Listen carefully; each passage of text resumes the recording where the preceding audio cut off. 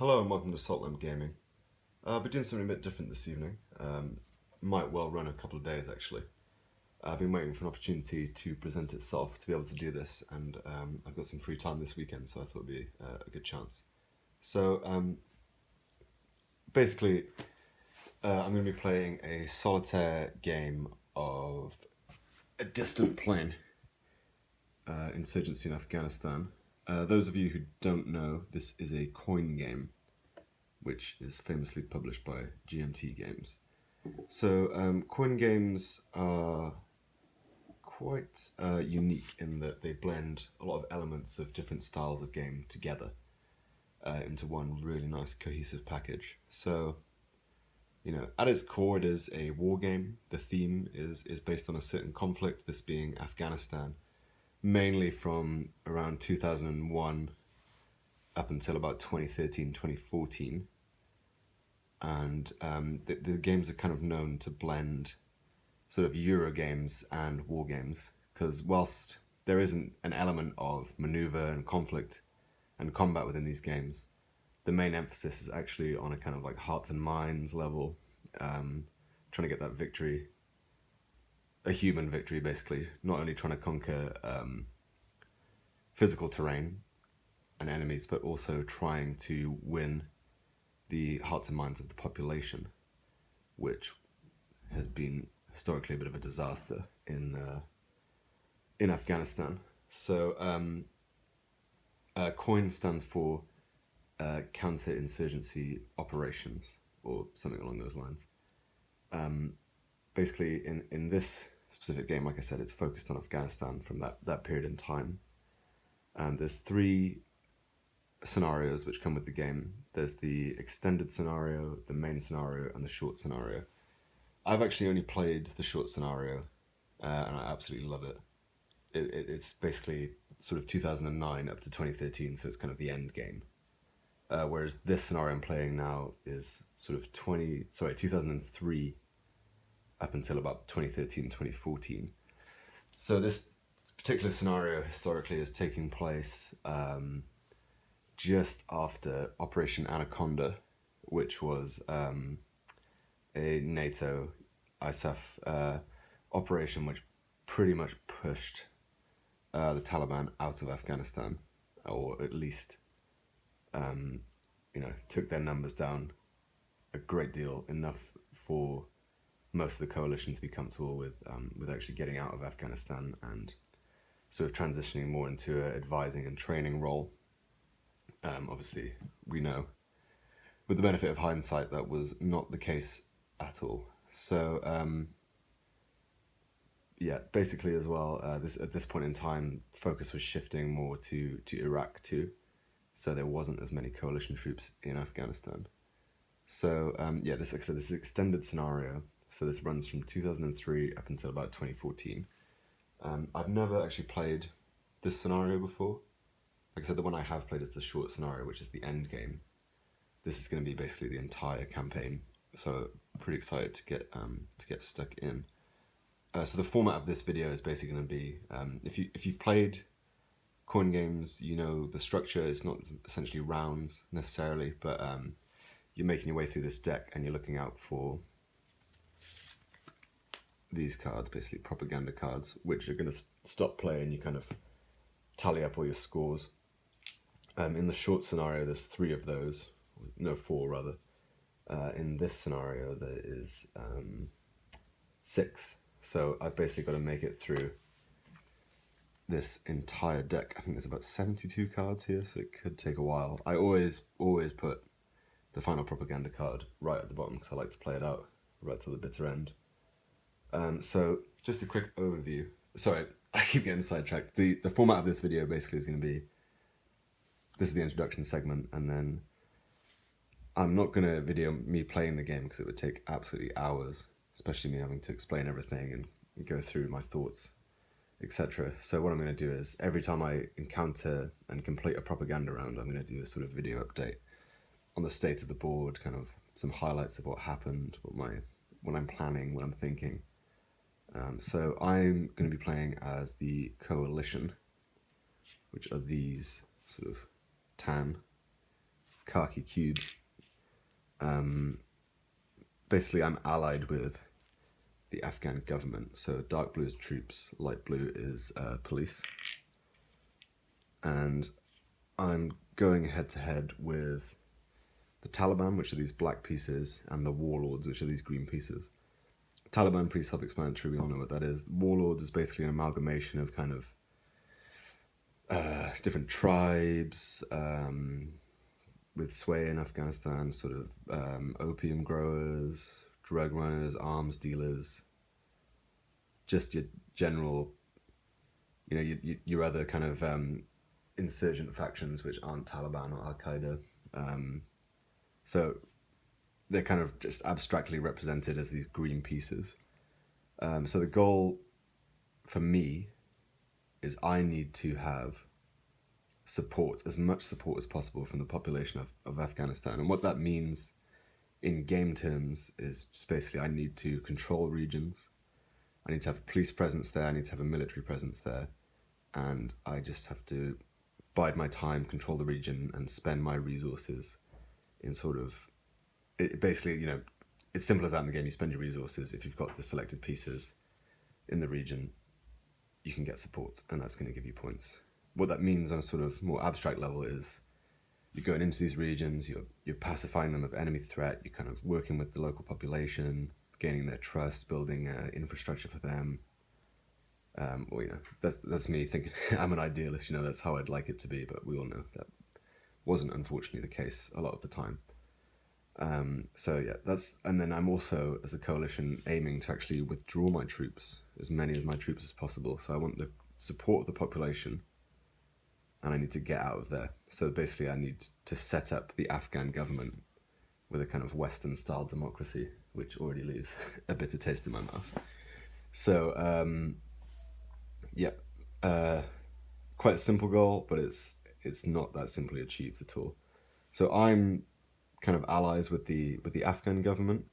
So in theory, we're working together, but at this stage in history and this stage in the game and throughout the game, really, they're kind of a little bit corrupt, to say the least. So they're going to go off and do their own thing, but I'm going to try and prevent that as much as possible. But I can't turn my back on them for too long, because their victory condition is they need control of the region, but not necessarily support.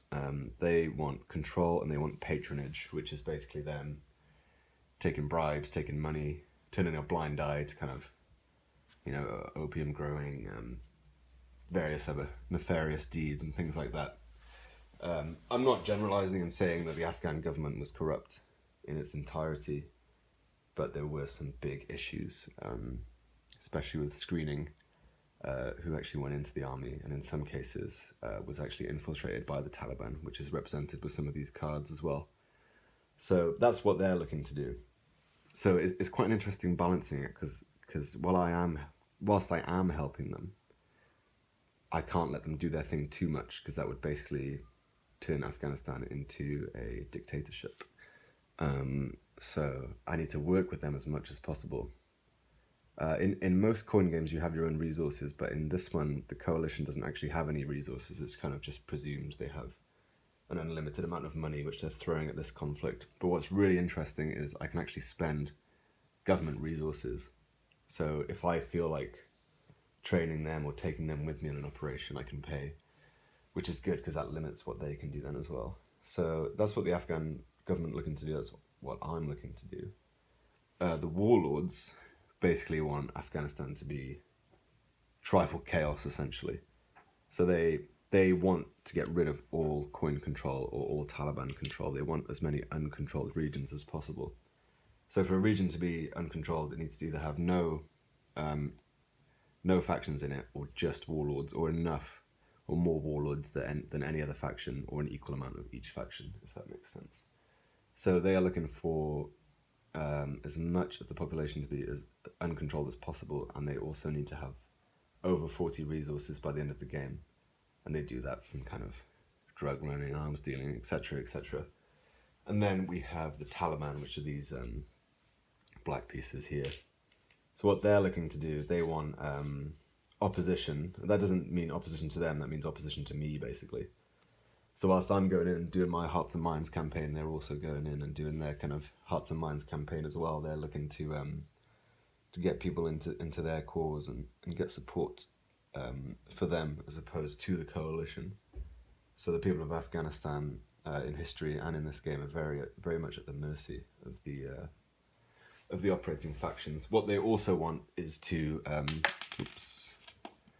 place as many of these as possible, which are bases. So they want to get set up. So like I said earlier, this is the extended scenario. So this is the whole campaign. So historically, like I said, this is post Operation Anaconda, which was a big military operation, which basically pushed the Taliban into a couple of smaller regions of Afghanistan and pushed them over the border to Pakistan. So in terms of setup, just move these three spaces here are all Pakistan. So the coalition can't actually enter into there. You can airstrike Pakistan, but it's not good politically. That will cause some really negative effects to you. So yeah, they're set up in Zabul and Paktika. So they've got a base each in those provinces and 2 guerrillas, and they've got 2 in Balochistan, Pakistan, Waziristan, Pakistan, and 2 in the northwest frontier, which is also Pakistan. They have a way easier time moving in these green provinces. These are Pashtun provinces, so the people are a little bit more supportive of the cause in those provinces, so they get bonuses to movement and things like that. So yeah, that's the Taliban. They're gonna, I imagine, start building up quite a lot of forces quite quickly. So I need to prevent them from flooding in and taking too much, because there's all this uncontrolled space here, which is up for grabs right now. The warlords don't really have that much of a presence right now. They've got a base and a guerrilla here and a base and a guerrilla there. So they've got in Helmand, and they're also in Kunduz. They've got actually quite a lot of bases and guerrillas ready to put out. So interested to see where they start coming up. We've got Afghan troops in place in Herat over here. We've got a mix of Afghan and coalition pieces here in Kandahar, which is quite a famous region in Afghanistan for various reasons. On the one hand, biggest exporter, biggest manufacturer of things like pomegranate molasses and things like that, which is really nice. And then on the other hand, also a hotbed for Taliban activity, which is not so nice. And then up here, we've got Kaust, where we've got 1 coalition troop, and we've got Kabul here, where we've got 3 coalition troops and a base, and 2 Afghan troops and 2 Afghan police. So, a few other things to mention. There's opportunity to rehouse refugees in this game, which is really cool. But it can come back and bite you, which basically is going to add +1 to all these things here. So right now this is with 2 coin control, or 2 support if I've got political support in this region or province, but if there was refugees there, it would add +1, so 3. So it's good if you can control that region, but if the Taliban get in there or the warlords get in there, that's going to bolster their score a bit more. So as it stands currently, the government have got 20 resources, the warlords have got 10, and the Taliban have got 5 resources. There's 16 points worth of uncontrolled population on the board right now, so warlords got a good head start. I've got 20 pieces available, but no support on the map whatsoever, and I think I'm going to need to start bringing in my forces quite quickly. Similarly, I'm not sure if you can see up here, over there in that box, the Afghans have a hell of a lot of troops and police ready to go. So I need to get training and moving pretty quick. So like I said, I'm going to update after every propaganda round, see what's going on. So this is the state of the board at the start of the game. We've got no capabilities in play, no refugees on the map, very few pieces. It's a bit of a blank canvas basically, so I'm really excited to see how this goes. If you aren't familiar with Coin as well, the way you play, so it's usually a 2 to 4 player game, but if you want to play solitaire, you get these bots basically. This is essentially like as analog as you can get in terms of coding. This is just going to dictate It's going to ask you to look at the state of the map, check a few things out, and it's going to tell you what to do basically for the other team.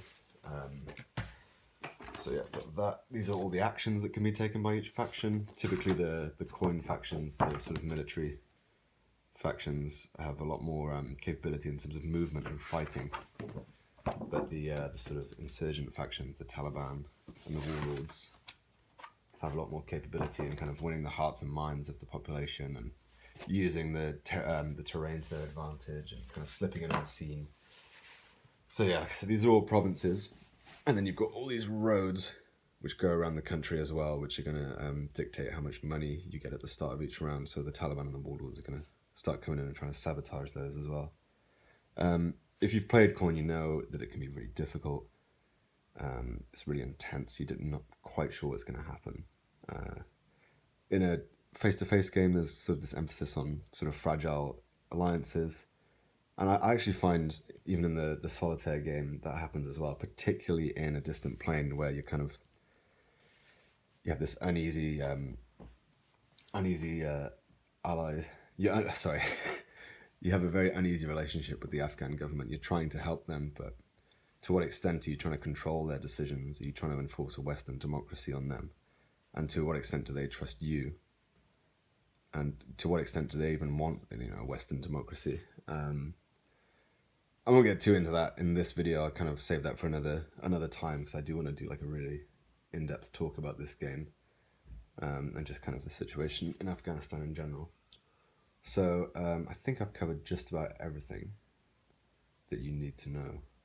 I guess one more thing to point out would be this Islamabad track down here. This basically dictates how Pakistan feel about the Taliban. So at the moment they're backing, so they can actually march and rally in Pakistan for free. If they get to sponsorship, they remain eligible even when they play events, which can really bite you in the ass.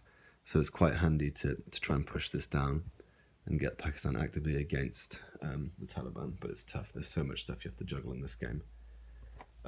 Just a side note as well, if you hear any music during this video, I've got a number of cassettes I'll be listening to alongside this. Like I said, I've been waiting to do this for a while, so I kind of want to make the most of it and get really immersed in it. So if you hear some music, it's probably going to be one of these cassettes.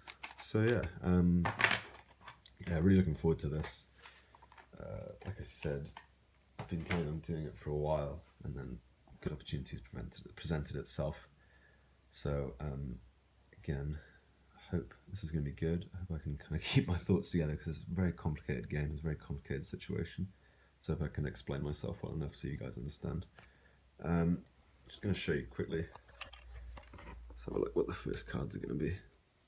So first up, we've got NATO politics. So the Afghan government are going to be first. And then after that, we've got teetotalers.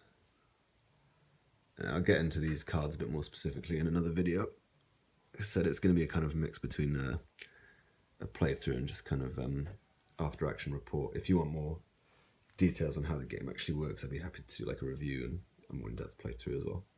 So yeah, stay posted, stay tuned, and I'll see you guys soon.